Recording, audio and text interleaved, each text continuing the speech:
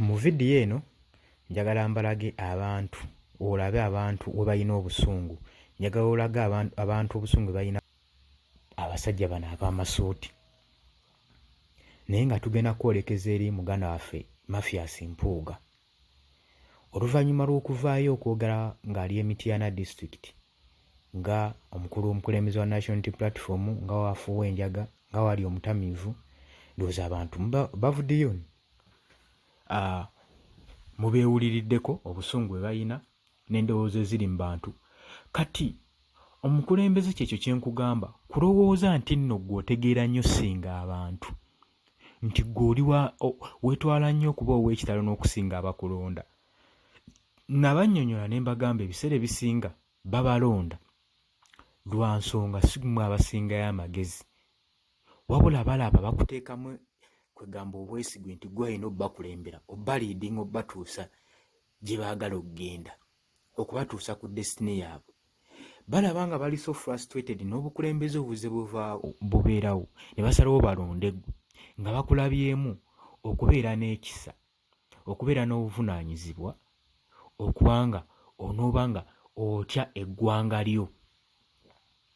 Naye abasinga bye babalonda, ndowooza ogenda n'okiramu n'ogamba nti nno bano ke bannonze balaye nga nze abasinga amagezi. Kati muganda wange Mpuuga, njagala nkutegeeze okuva n'olunaku olwaleero, abantu bano be mukulembera si basiru, bantu bagezi, bategeera era buli kigenda mu maaso bakiraba.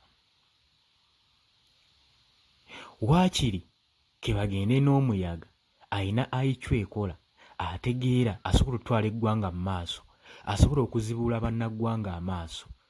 Oba okitegeera ddaani n'okubeera nammwe abambala amasuuti ne musiba amataayi nga IQ zammwe ziri wansi. Oba okitegeera, kubanga olaba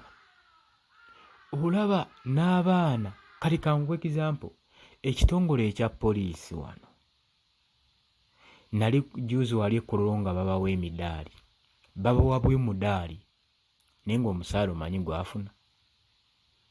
Naye ku miliyoni 5 mmwe abagabana miliyoni 4,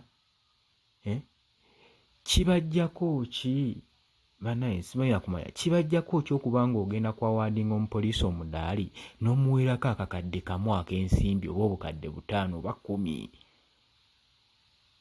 naye nga musajja asitudde miliyoni 5 talina kyagenda zikozesa. Miliyoni 4 ali awo, sente bavuyambuye, bakola ebitaliimu makulu. Kazeezo zaali mu kuzabadde azanyisaamu juzi ngenda kuba nkola simanyi Thanksgiving, biki bikoze bitya kwonoona ssente. Thanksgiving ng'okola yaki? Okola yakukulisa kubba miliyoni 5, wali okola yaki? Mwe Bannayuganda nammwe mubeere ng'abantu abategeeramu. Omusajja n'abayita ku kintu kye mulabirako ddala, n'atuuka n'okutwaliramu Lutikkiro Church enkulu eya Catholic Church, Cathedral nayo n'agitwaliramu n'agiteeka mu katemba waayo mbu bajje bamusabire bamuwe omukisa. Oba obitegeera ebintu ng'ebyo? So njagala tubeere vigilant, tusobole okuba nga tutangaazibwa, tuleme kubeera nga tuli beebafu mu bye tukola oba mu bye tulengera.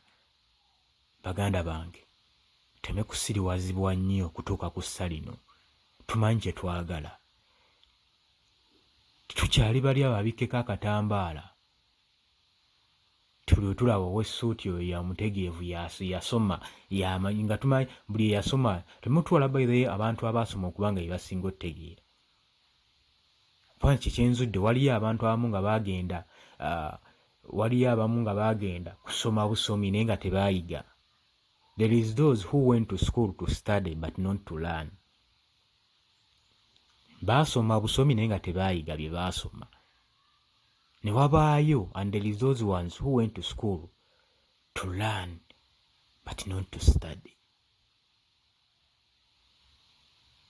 Kati ye Kyagulanyi, oba okitegeera? Mulekerawo omuntu okuba nga amaze okukola ensobi n'ajja n'abateerawo pate, n'abaleetera emmere, ebitole by'emmere, n'abaleetera ennyama ne mulya, okubasiba akatambaala mu mutwe ne mujagala nnyo ne mugaa eyo y'owaffe. Awo ensi egy'emirembe gyaggwaako dda, tuli mu generation ndala kati baganda bange.